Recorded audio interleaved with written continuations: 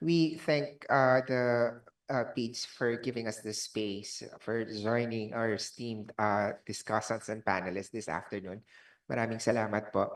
And thank you, Mr. Malik, for that presentation, for giving us an overview of your survey or your study on macroeconomic implications of climate change and climate action. So I don't have a prepared presentation with me, but I have a brief notes, but allow me to just share with you what the Climate Change Commission has been doing also as regards to the climate actions in the Philippines. So we've heard this countless times that climate change is no longer a distant environmental issue. It is a pressing economic threat with far-reaching macroeconomic consequences. And in the case of the Philippines, a country ranked among the most climate vulnerable in the world, the impacts of climate change are already being felt across sectors and regions. These impacts go beyond individual losses or sectoral disruptions. They reverberate across the economy, threatening economic growth, fiscal stability, and social development. So the Philippines National Adaptation Plan mentioned earlier, which was recently submitted to the United Nations Framework Convention on Climate Change through the NAP Central, it recognizes these risks and outlines a comprehensive strategy to protect the country's economic foundations through long-term climate resilient development. So the macroeconomic implications of climate change in the Philippines are significant, and extreme weather events such as typhoons and floods cause billions of pesos in damage annually, destroying infrastructure, displacing communities, and disrupting economic activity.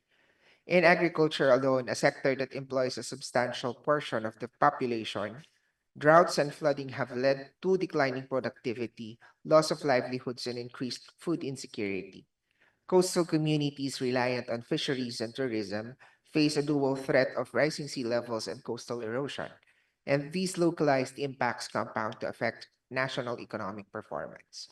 And according to the 2024 Philippine Climate Change Assessment Report, our country's annual mean temperature has been rising steadily by 0.16 degrees centigrade per decade. And we've seen a 210 degrees um, increase in typhoons during the Christmas season since 2012. And heavy precipitation events have grown more frequent, 6% more per decade. Sea levels in the Philippine Sea are rising by 5 to 7 millimeter per year, which is roughly twice the global annual average of 2.8 to 3.6 millimeter.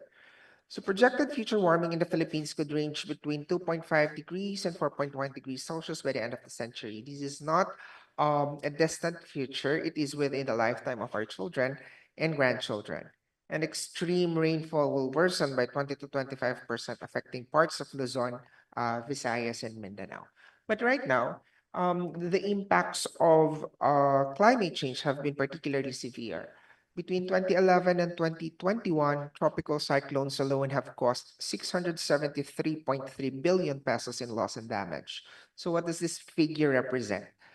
This is equivalent to the annual earnings of a 4.18 million Filipinos living on minimum wage and 66% of the Philippines' education budget, and roughly equivalent to 1.2 million hospital beds potentially used by sick and infirm Filipinos. By 2030, we estimate that the climate change could cost the Philippines at least 7.6% of our GDP, and by 2040, this figure could rise to 13%. But despite these risks, climate action, particularly through the implementation of the National Adaptation Plan, offers a pathway to mitigate economic losses and unlock new growth opportunities. So adaptation, when integrated into national and local planning, becomes a form of risk management that protects assets, reduces uncertainty, and strengthens the resilience of communities and the economy. Investments in resilient infrastructure, early warning systems, sustainable livelihoods, and ecosystems based adaptation not only minimize future losses, but also create jobs, stimulate innovation, and improve quality of life. So the NAP aims to steadily reduce resilient-related losses and damage and build the community's adaptive capacity towards transformative resilience and sustainable economic development by 2050. The NAP also was adopted through a commission resolution signed in 2024. So, the NAP is expected to be further refined and localized, recognizing that ground level actions consistent with the science policy action continuum and supported by the adequate investment and capacities form the cornerstone of long term climate change planning geared towards a low carbon, inclusive, sustainable, and transformative development path for the Filipino people. So,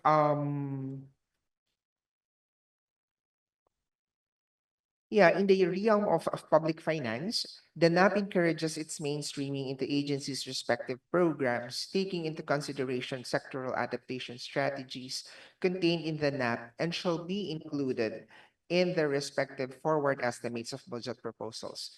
So this approach aims to institutionalize climate risk management in fiscal planning and budgeting processes, ensuring that adaptation measures are not treated as add-ons but as integral components of national and local development programs. Um, the economics of disasters and climate change demonstrate a crucial 1.6 ratio. Every dollar or 56 pesos invested in climate actions saves $6 or 336 pesos in potential climate-related loss and damage. So this underscores that the cost of proactive action is significantly smaller than the cost of recovery and rebuilding. Failing to transition from business as usual strategies will lead to mounting economic loss and economic losses and damage. Therefore, we must shift towards science and evidence-based, investment-led, and transformative approaches. So, with this holistic and forward-looking strategy, we can better achieve our desired level of resilience not only for our communities and nation, but also for the planet as a whole. So the Climate Change Commission, of course, considers this study. Mr. Malik, we thank you for this effort. This is also very timely as we are in the process of updating our nationally determined contribution, which we aim to submit also before the COP happening in November this year. So we consider all the references we can get, and of course, in some the macroeconomic implications of climate change for the Philippines are profound, but they are not inevitable. Through the strategic implementation of the NAP, the NDC, and other development plans we have, the country can turn climate challenges into opportunities for sustainable economic transformation. And the NAP is not merely an environmental plan, it is an economic imperative and a blueprint for securing the country's future in an increasing uncertain climate. So thank you again for sharing us your survey.